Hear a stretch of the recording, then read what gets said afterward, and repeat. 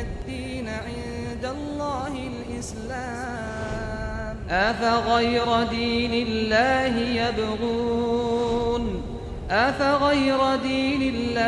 يبغون وله أسلم من في السماوات والأرض طوعا وكرها وإليه يرجعون.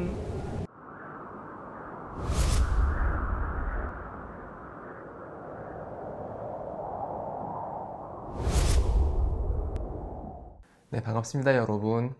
오늘은 이번 시간은 이슬람으로 입교를 하고 싶지만 이슬람으로 입교를 못하게 하는, 우리를 망설이게 하는 여러 가지 어려운 사항들, 그리고 질문들, 약 7가지 질문에 관해서 제가 답변을 드리는 시간을 갖도록 하겠습니다.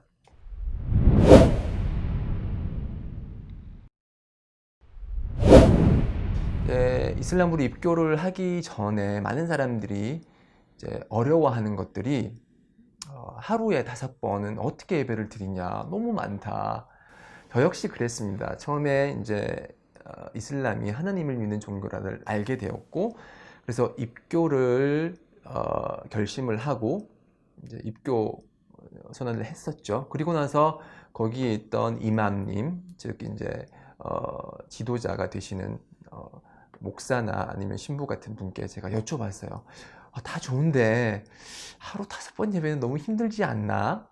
라고 제가 그렇게 질문을 드렸던 적이 있어요. 그래서 여러분들의 그런 마음을 충분히 이해를 합니다. 우리 이렇게 바쁜 일상에 하루에 5번 예배를 드린다는 이야기만 들어도 부담이 팍 오는 그러한 느낌을 받으실 것입니다. 저는 이렇게 답변을 드리고 싶어요. 우리가 취할 수 있는 양식은 2가지 양식이 있다고 생각을 합니다. 신체를 위한 양식과 그리고 영혼을 위한 양식. 자, 신체를 위한 양식은 잘 아시다시피 음식이죠. 저희가 먹고 마심으로써 우리 몸이 움직일 수 있는 그런 영양분을 섭취를 하게 되는데요. 자, 저희가 신체를 위한 양식을 위해서 하루에 얼마나 소비를 하죠? 자, 아침은 간단히 먹어서 15분이라고 하고요. 점심은 한 40분, 50분, 그리고 저녁 길면은 뭐 1시간, 짧으면 30분. 다 합치면 1시간이 넘죠. 1시간 30분, 뭐 길게는 2시간을 보내는 사람도 있을 거고요. 자, 그리고 이렇게 신체를 위한 양식으로 1시간 30분을 보냅니다. 자, 그리고 2번째 종류는 영혼을 위한 양식이죠. 신체를 위한 양식이 있다면 영혼을 위한 양식이 있습니다. 저희의 영혼을 풍부하게 하기 위해서, 그리고 정신적으로 안정된 삶을 살기 위해서 우리가 반드시 얻어야만 되는 그런 양식. 그것이 이슬람에서는 예배거든요. 예배는 하나님을 떠올리는 시간입니다. 그래서 하나님을 떠올리면서 지쳐있던 우리의 영혼은 양식을 얻게 되고 안정을 찾게 되고, 그래서 그러한 양식을 얻기 위해서 저희는 예배를 드리면서 하나님으로부터 다시 힘을 얻습니다. 자, 예배를 드리기 위해서는 저희가 하루에 5번 예배를 드리는데요. 한 번 예배를 드릴 때마다 약 10분 정도 걸립니다. 자, 그러면 하루 5번 예배는 얼마죠? 50분이죠. 자, 영혼을 위해서 투자하는 50분의 시간, 그리고 허기짐을 채우기 위해서 투자하는 1시간 30분의 시간.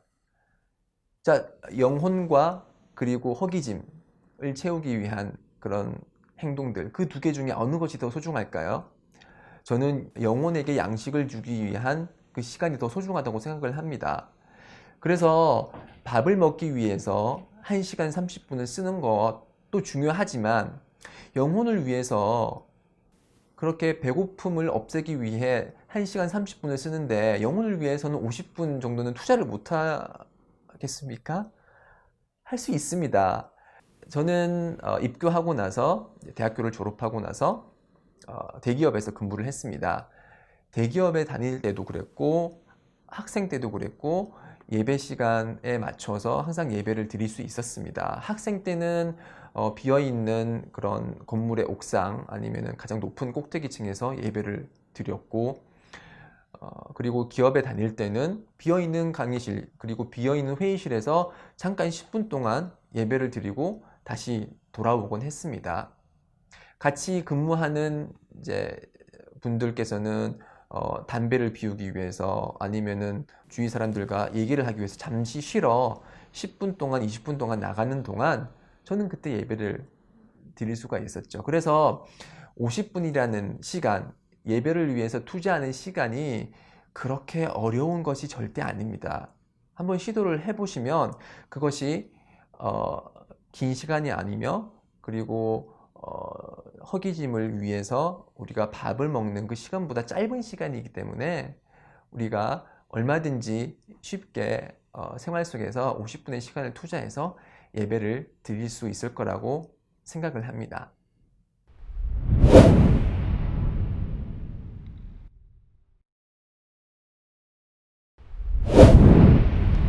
그리고 두 번째로 많이 질문을 하시는 게, 아니 왜 이슬람은 돼지고기를 금하느냐, 우리가 돼지고기 얼마나 좋아하는지 잘 알지 않냐, 쇠고기보다 싸고 맛도 있고 해서 우리가 많이 먹는 돼지고기를 왜 금하느냐, 돼지고기를 안 먹기가 너무 힘들다 라는 분들이 계십니다.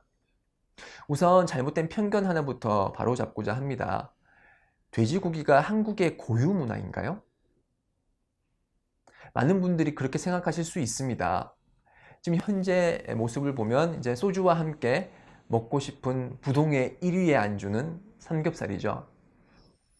그래서 수백 년 이상 한국 땅에 뿌리 내린 그런 식문화가 돼지고기가 아닌가, 삼겹살이 아닌가 라고 생각을 하지만, 삼겹살의 역사는 30년이 채 안 됩니다.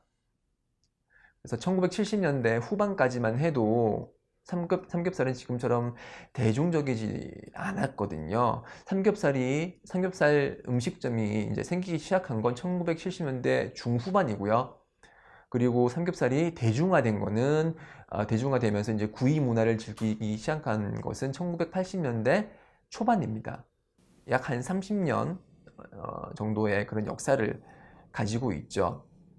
조선시대 기록을 찾아봐도 마찬가지입니다. 조선시대에서는 삼겹살이라는 게 없었죠. 그리고 양념하지 않은 생고기조차도 흔적을 찾아볼 수가 없습니다.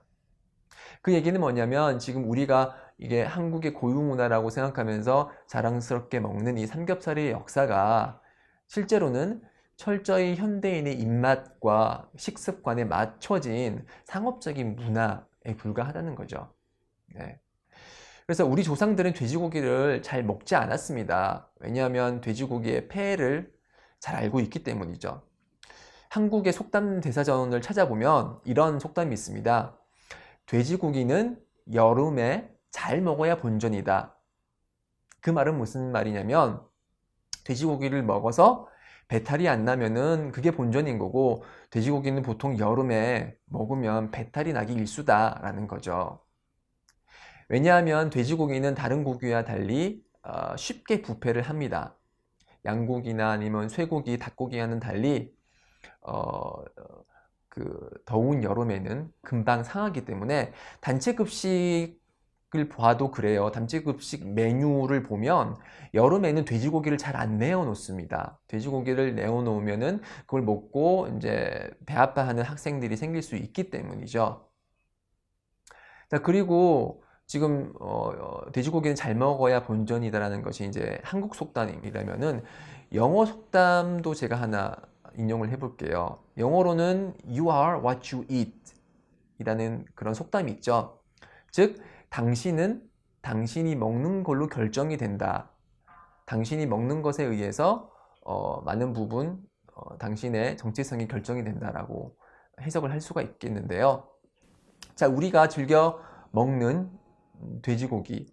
자, 돼지고기가 어떤 속성을 가지는지 한번 제가 잠깐만 소개를 드릴게요. 자, 우리가 잘 알다시피 이제 이렇게 살이 많이 찐 분을 놀리는 표현으로 똥돼지라고 보통 얘기를 하죠. 똥돼지. 그 똥돼지는 제주도에 있는 그 똥돼지를 얘기를 하는데요. 왜 똥돼지라면은 사람이 싼 똥을 먹기 때문에 똥돼지입니다. 예, 돼지가 사람 똥을 먹는다고요? 네, 먹습니다. 똥도 먹고요, 쥐도 먹고요, 뱀도 먹습니다. 자, 이러한 것들을 먹고 자라서 살이 쪄서 그거를 먹는 것과, 그리고 예를 들어서 양을 한번 예를 들어 볼게요. 양 같은 경우는 풀을 먹잖아요. 근데 풀을 먹는데 사람이 이제 지나가면서 그 풀을 밟거나 아니면은 약간 더러운 것만 있어도 양은 그러한 풀을 먹지를 않습니다. 자, 참 비교가 많이 되죠. 그래서 돼지는 하나님께서 먹기 위해서 창조하신 것이 아닙니다.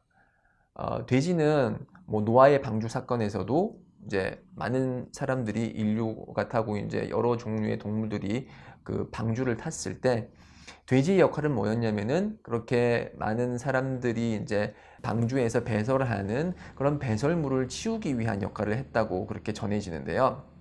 그래서 돼지가 아닌 다른 고기들을 통해서 우리는 단백질을 섭취를 하고 영양분을 섭취를 하기 때문에 돼지고기를 저희들이 그래서 먹지 않는 것이고요.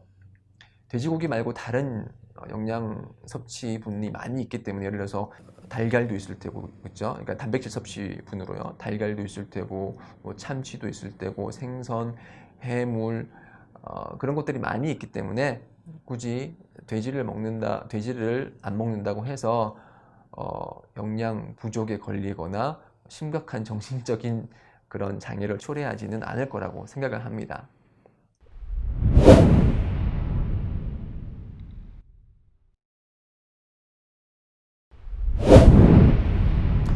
그리고 세 번째로 이제 또 사람들이, 한국 분들이 좀 괴로워하시는 부분이 이제 술을 금지하는 그런 이슬람의 법률 때문에 힘들어 하십니다.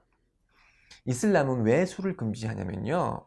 이슬람은 이성, 즉 생각할 수 있는 능력을 보호를 합니다.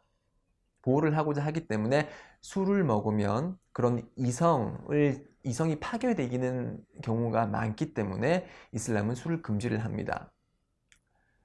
자, 우리가 경험을 통해서 취하고 나서 실수를 하거나, 즉 취하지 않았을 때는 절대 하지 않았을 그런 부끄러운 행동을 하는 경우가 많고, 심지어는 필름이 끊기는 경우도 있습니다. 왜 우리는 술로써 우리의 신체와 이성을 학대를 해야 되는 거죠? 저 역시 입교 이전에 대학생으로서 술을 마셨지만 술을 끊고 나서 금주의 훌륭한 점이 얼마나 많은지 새삼 발견할 수 있었습니다. 우선 술을 안 먹으니까 항상 정신이 말짱한 상태로 있을 수 있습니다. 그렇기 때문에 더 많이 생각하고 더 많이 공부하고 더 많이 일하면서 더 많은 생산적인 시간을 보낼 수 있습니다. 사랑하는 지인들과 친구들과 더 건전한 얘기를 보낼 수 있고요. 저녁에 술을 많이 마셔서 아침에 일어나서 화장실 들락날락 할 필요도 없고요. 머리가 아파서 하루 종일 띵한 상태로 있을 필요도 없습니다. 술 때문에 토하는 그런 괴로운 경험도 할 필요가 없죠. 그리고 술을 안 먹음으로써 건강해지면서 기대 수명이 늘어나는 것은 두말할 필요도 없습니다. 자, 이런 장점에도 불구하고 사람들이 이렇게들 질문해요. 아니, 술이 안 들어가면 친구들과 어떻게 얘기를 해? 나는 술이 있어야지 얘기가 술술 잘 되더라. 술을 먹어야지 술술 얘기가 된다라고 하지만 제 경험상, 그리고 한국 무슬림들의 경험상 술이 없어도 술술 얘기는 잘 됩니다. 네. 그리고 이제 제 친구들 비무슬림들하고 모이게 되면요, 저는 우선 양해를 구합니다. 내 종교가 이러하니 나는 술을 마실 수 없다라고 하면 모두들 이해를 해줍니다. 종교의 선택에 대해서 이해를 해주지 못하는 친구라면 그 친구가 진정한 친구를 할 수 있을까요? 친구라는 게 서로에 대한 존중과 배려가 기본이 돼야 되는 건데, 그렇죠? 그래서 이렇게 모였을 때 술을 마시는 게 아니라 커피나 차나 그런 비알코올 음료를 마심으로써 건전한 얘기를 할 수가 있습니다. 그럼으로써 술자리를 참석을 해서 술을 마심으로써 실수로 하는 그런 일이 사라지게 되고요. 이렇게 취하지 않은 상태에서 건전한 마음으로 건전한 대화 주제로 상대방과 얘기를 할 수 있기 때문에 아주 저는 금주를 통해서 많은 부분 훌륭한 좋은 점들을 많이 발견을 했습니다. 그래서 굳이 종교를 믿지 않더라도 술에서 탈출하십시오. 건강한 신체와 건강한 정신을 얻을 수 있으려면 금주는 필수라고 생각을 합니다.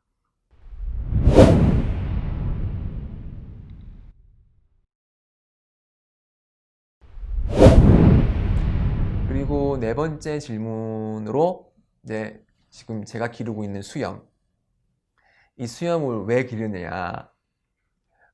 나이도 많지 않은데 수염 기르는 건 너 참 건방지다, 이렇게 말하는 나이 드신 분도 계시고요. 아니, 수염 길어보면 너 아랍 사람이냐? 이렇게 반문하시는 분들도 계신데, 한국인이 수염을 깎기 시작한 것은 실제적으로 얼마 되지 않습니다.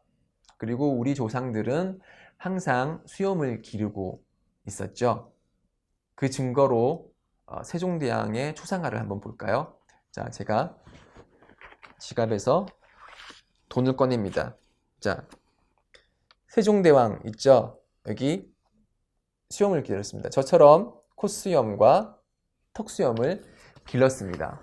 저 역시 콧수염과 턱수염을 길렀죠. 자, 그런데 이렇게 수염을 기르던 우리 조상들의 관습이 언제부터 사라졌을까요? 그것은 일본의 식민지 시대 때 1895년에 내려진 단발령 때문입니다. 그 이전까지는 수염을 기르다가 단발령 이후로 수염을 깎게 되었는데요. 당시 한국인들은 신체 발부, 수지 부모라면서 극렬히 반대를 했죠. 그렇지만 식민지 지배를 받는 그런 서러움을 참으면서 수염을 깎을 수밖에 없었습니다. 그래서 제가 이렇게 수염을 기르는 게 어찌 보면 일제의 잔재로부터 벗어난 진정한 한국인의 모습이 아닐까라고 생각을 할 수가 있겠죠. 또한 수염을 기르는 것은 인간의 본성입니다. 이슬람은 그 피트라라고 해서 창조된 본성 그대로의 본성을 제시를 하는데요. 그 중에 하나가 수염을 기르는 것입니다. 하나님의 선지자들께서는 우리 인간의 그런 모범이셨고, 선지자들 그리고 예언자들은 항상 수염을 길렀습니다. 자, 예수의 조각상을 한번 보세요. 이제 교회마다 걸려있는 그 예수의 조각상을 보면 수염이 없는 예수가 있나요? 이슬람에서는 예수를 하나님의 그런 예언자이자 선지자로 보고 있고, 예수를 비롯한 모세의 그런 홍해의 기적, 그런 그림을 봐도 수염을 길게 기르고 있습니다.